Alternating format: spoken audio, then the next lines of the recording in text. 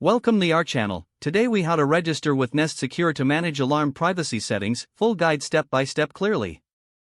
Open your preferred web browser. Visit the Nest Secure website.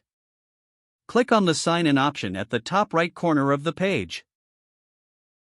If you do not have an account, click on create account. Fill in your email address and create a strong password.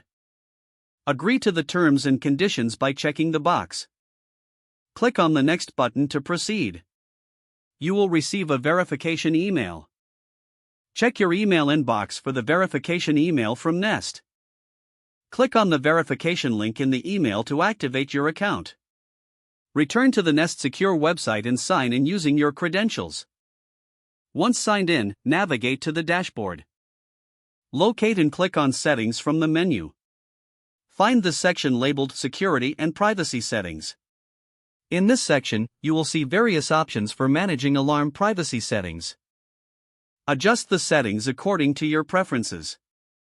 Review any notifications or alerts associated with the settings.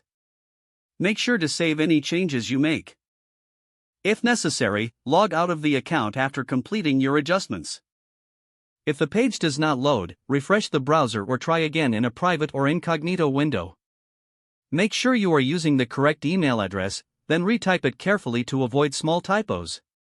If your password is not accepted, use the reset option and create a new strong password you can remember. Check your spam folder for verification or security emails, then complete any requested confirmation steps.